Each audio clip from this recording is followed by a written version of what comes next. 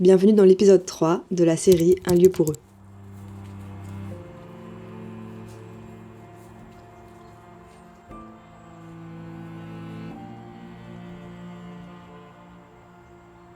Dans le dernier épisode, je vous avais laissé sur la fin des clôtures en bois de la parcelle le long de la route.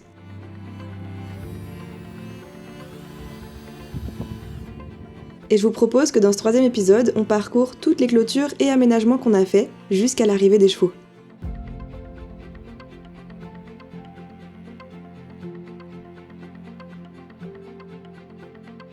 Et autant vous dire que sur les 10 heures de rush que j'ai, on a de quoi faire.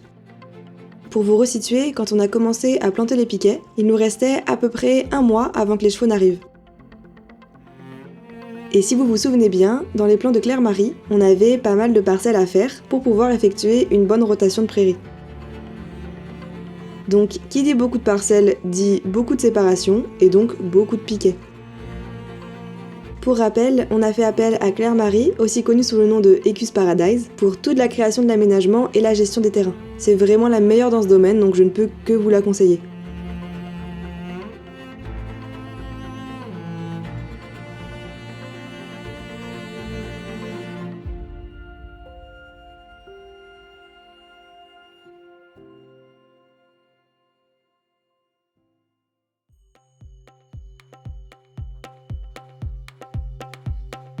Pour les piquets, on en a fait pas mal nous-mêmes.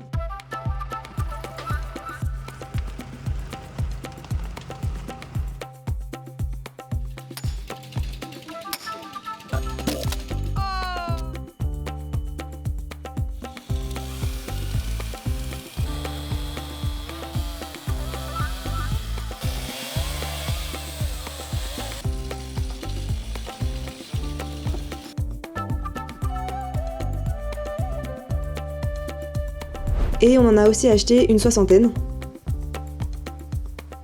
On a choisi des piquets en châtaignier d'environ 2 mètres de haut et d'environ 11-12 cm de diamètre. Et c'est parti pour la pose des piquets sur tout le tour du terrain, ainsi que sur les différentes séparations et couloirs. Pour que ce soit plus visuel et plus confortable pour travailler, on commence par passer un bon coup de débroussailleuse là où seront les poteaux.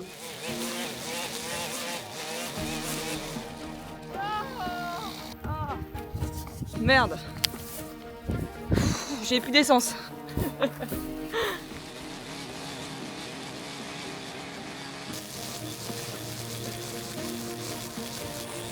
Pour poser les poteaux, mon papa nous a enseigné sa méthode ancestrale.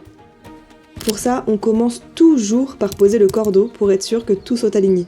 Puis, on mesure la longueur totale d'une ligne, qu'on divise ensuite par le nombre de poteaux, pour arriver à un espace entre 4 et 5 mètres entre chaque piquet.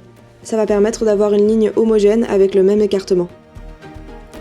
Ensuite, on marque l'emplacement des poteaux à la bombe et on les dispose aux emplacements. C'est comment travailler sous la tempête? On enlève la première couche d'herbe pour éviter que la tarière se prenne dans l'herbe. Ensuite, on fait un trou à la tarière de minimum 50 cm de profondeur. On met le poteau, un peu de terre, attention de bien tasser la pointe en bas du piquet. Pour plus de solidité et pour faciliter le drainage de l'eau, on ajoute quelques cailloux entre chaque couche de terre, ça permettra au poteau de mieux tenir dans le temps. On tasse tout ça avec la masse. Et ensuite, on enchaîne.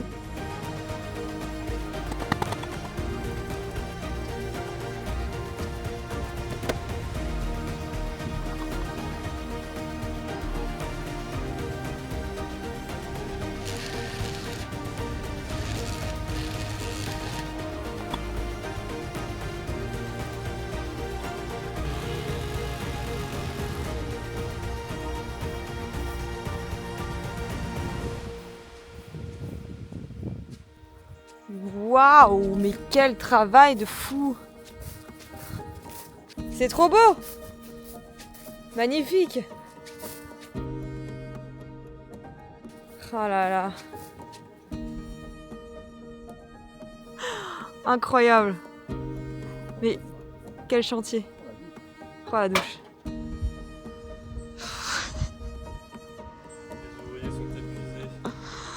La main-d'œuvre est épuisée. C'est un travail inadmissible. Ouais, mais 7 jours sur 7. on voit des bons coups, mais ils sont vachement rares. Tant qu'on est sur la partie haute du terrain, on en a profité pour faire un bon coup de propre dans la cabane.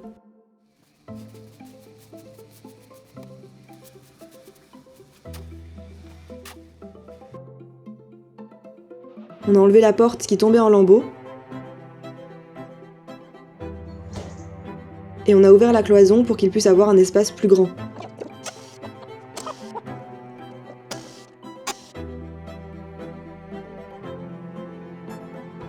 Un des gros chantiers, c'était de créer un espace pour les chevaux devant les boxes sur la dalle béton.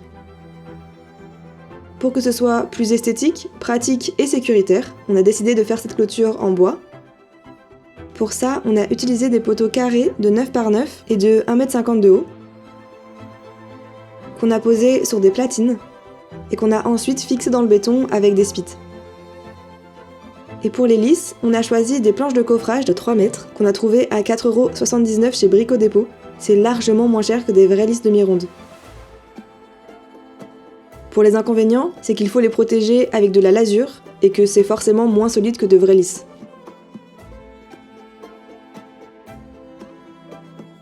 Et lasurer une trentaine de planches, je peux vous dire que ça prend du temps.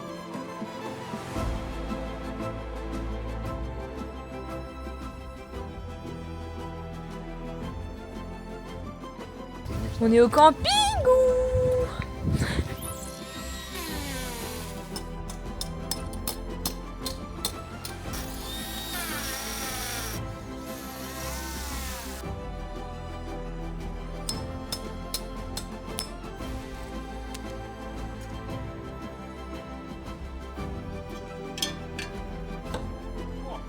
Ouais.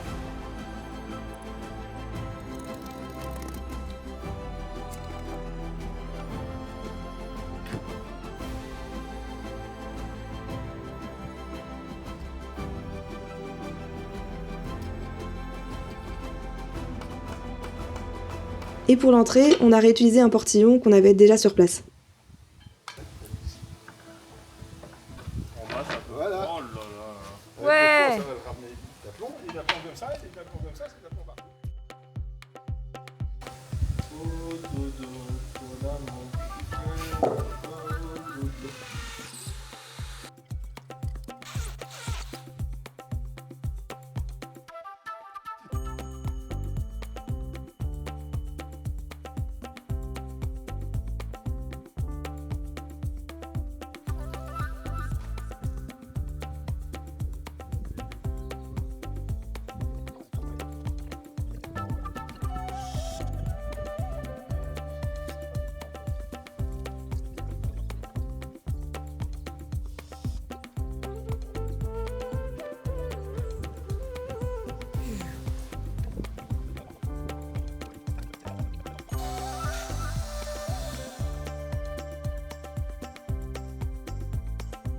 Et dès qu'on a pu planter les piquets dans la terre, on est repassé sur des piquets en châtaignier classiques.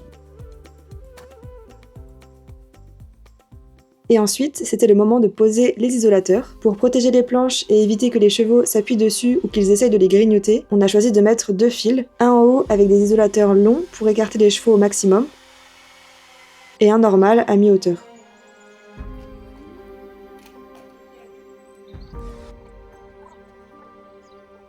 La petite touche finale avec l'installation du loquet pour le portail.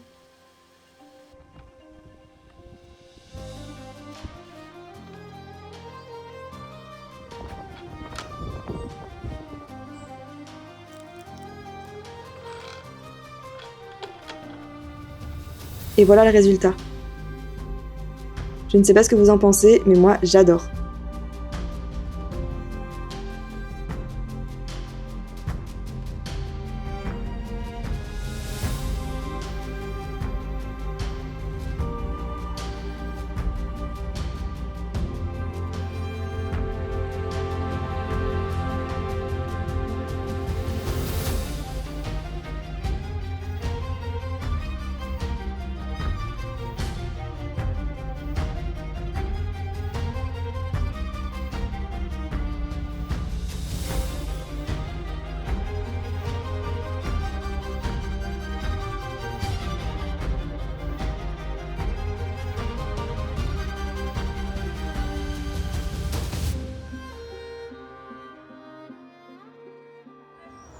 je vais mettre le piquet comme ça.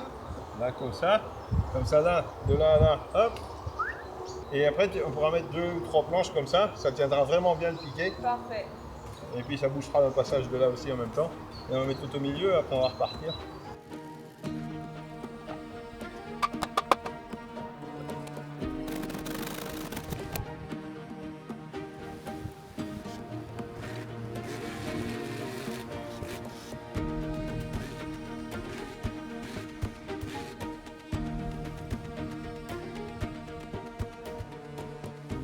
Bon, on a bien avancé ces derniers jours. Hier, on a planté du coup toute cette ligne de piquets. Et aujourd'hui, on s'attaque à la partie gauche du couloir, qui sera aussi en clôture en bois, et donc qui rejoindra la clôture en bois qu'on a fait déjà sur la dalle. Et après, le couloir sera terminé, on faut juste qu'on clôture le long du silo. Et après, les chevaux auront accès au champ là-bas, mais on n'a pas encore planté tous les piquets. Il en manque quand même pas mal. Il manque une séparation au niveau des arbres pour faire un paddock ici. Là, on va faire un petit couloir pour qu'il puisse aller dans le fond. Et là, il manque une séparation de paddock. Il y en a déjà une deuxième là-bas. Voilà, donc il reste quand même pas mal de piquets à planter. Et il ne reste surtout pas beaucoup de jours pour le faire. Mais bon, on va y arriver. Et donc pour cette partie-là qui sera en bois aussi, on va pas utiliser les mêmes planches que sur la dalle parce que à force ça coûte cher et on n'a pas beaucoup de budget pour ça. Donc on fait de la récup et on utilise des planches de terrasse, des anciennes planches de terrasse. Ça fera un petit peu moins joli, mais en soi c'est juste parce qu'elles sont un peu passées avec le temps. En soi, celles qu'on a mis là-bas vont devenir aussi grises comme ça avec le temps. Donc dans quelques années ça se verra plus et peut-être qu'on mettra sur ce côté-là où c'est déjà un peu plus joli. À voir comment on les pose, mais voilà. Toute cette clôture-là sera en planche récupérée.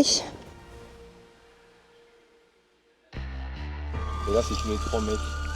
Ouais.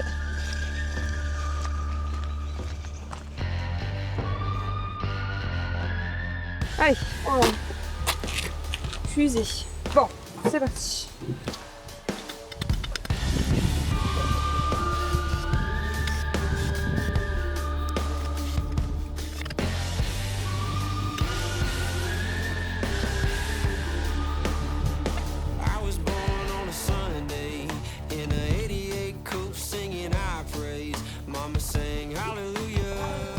Maintenant, on passe aux choses sérieuses.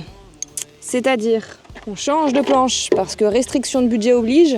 On passe des planches de coffrage aux planches de terrasse. C'est pas la même épaisseur, c'est pas la même couleur, mais la couleur en soi, c'est pas grave, elle changera avec le temps. Mais bon, ça ferait une petite démarcation, c'est pas ce qu'il y a de plus joli, mais là on n'a pas le choix, ça coûte trop cher sinon. Allez. Et puis, on fait de la récup.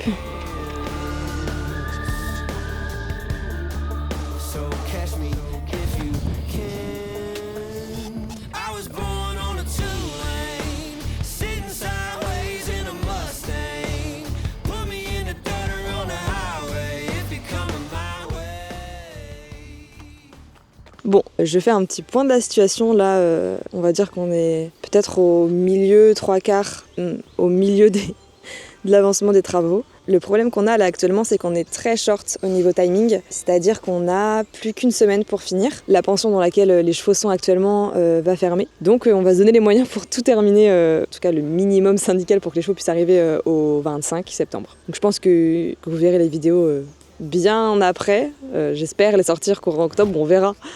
Quand je dis ça, on verra si courant octobre elles sont sorties. Mais voilà, en fait au niveau délai c'est super short. Je sais pas si vous allez le ressentir sur YouTube parce que voilà, il y aura les montages et je pense que quand les vidéos sortiront, les chevaux seront déjà arrivés et on sera déjà installés. Mais voilà, au niveau délai on est très très très court, donc on est épuisé parce qu'on travaille tous les jours de 8h à 20h sur les clôtures. À côté de ça, on a nos travails respectifs, donc c'est pas une période facile, mais c'est pour un projet vraiment trop chouette. J'ai trop hâte que les chevaux arrivent, ça va être vraiment trop bien. Mais il nous reste encore beaucoup de boulot. Donc voilà, il y a plein de choses chouettes qui vont arriver. J'ai vraiment trop hâte de continuer ces travaux et puis de continuer de vous montrer un peu l'avancée. Et j'espère que cette série vous plaît parce qu'au moment où je filme là cette face cam, j'en sais rien parce que j'ai même pas monté encore une vidéo. Voilà, donc ciao. Pour la suite des travaux, on a recréé un espace fumière, plus petit que celle qui existait avant. Mon papa a commencé par terrasser l'endroit.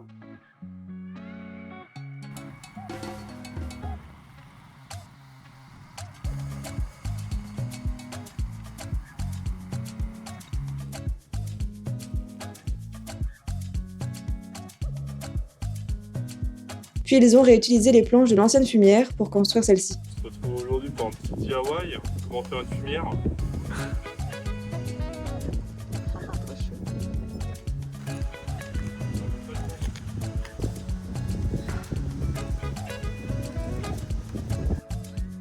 Premier crottin dans la fumière.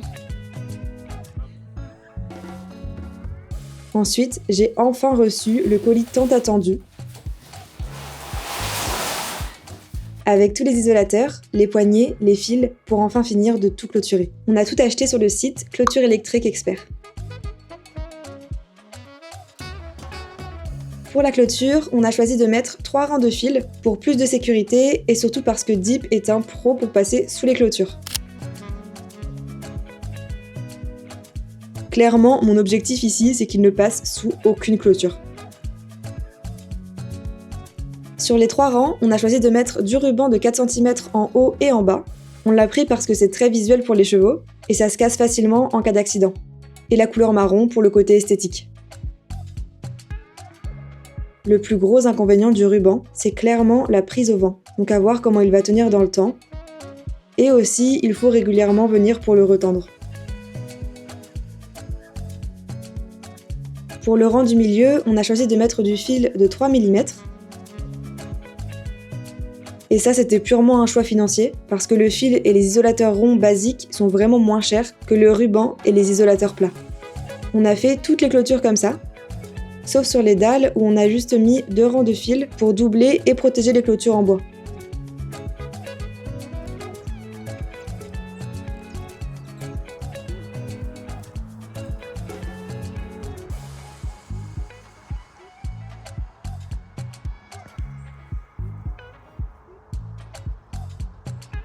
Et pour la hauteur, on a mis le rang du haut à 1,30 m, celui du milieu à 90 cm et celui du bas à 40 cm.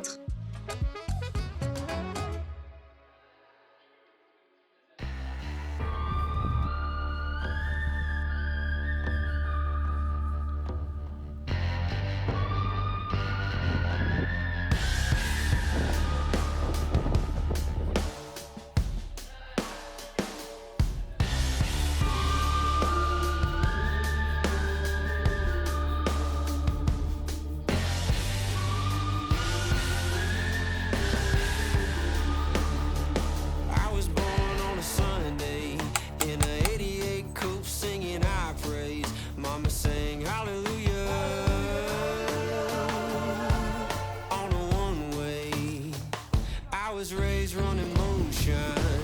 Never got caught, never did time.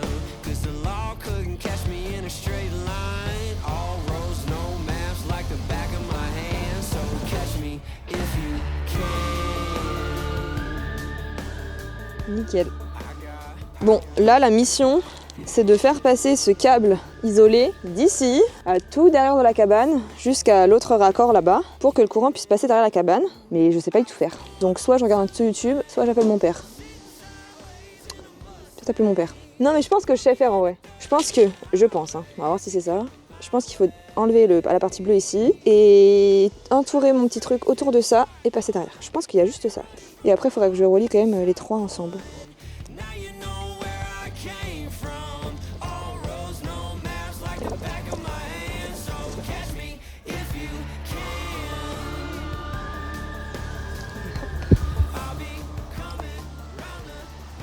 Ça va les clôtures ? Bon, les chevaux arrivent demain et il nous reste encore quelques petites choses à faire, comme par exemple changer des isolateurs. Là, c'est des isolateurs provisoires que j'avais mis parce que j'avais pas reçu les autres encore. Finir quelques portes et protéger aussi tous les petits arbustes qu'il y a déjà de plantés pour éviter que les chevaux viennent les manger. Et après, on sera pas mal, il restera quand même un peu de nettoyage à faire. Voilà, et après, on fera des choses quand les chevaux sont arrivés. Hein, dans tous les cas, là, on fait vraiment le minimum, on va dire, pour que les chevaux puissent être là en sécurité et avoir tout ce qu'ils ont besoin. Et nous, on aménagera un peu plus au fur et à mesure, mais en tout cas c'est trop chouette déjà et j'ai trop hâte qu'ils arrivent. Donc il nous restait quelques petites choses à faire avant que les chevaux arrivent, comme préparer et nettoyer les box, passer un coup de Karcher sur leurs dalles,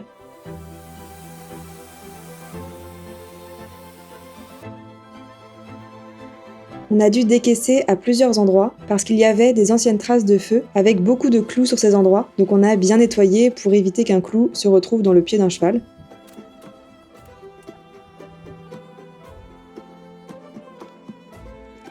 Et on a aussi protégé tous les petits arbustes qui étaient déjà plantés sur le terrain pour éviter que les chevaux les abîment.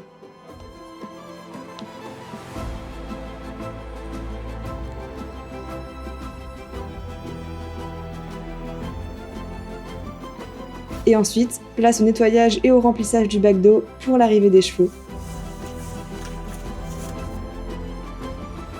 Voilà pour cet épisode dédié aux clôtures. J'espère qu'il vous aura plu et je vous dis à bientôt pour le prochain épisode où on verra l'arrivée des chevaux dans ce nouveau lieu.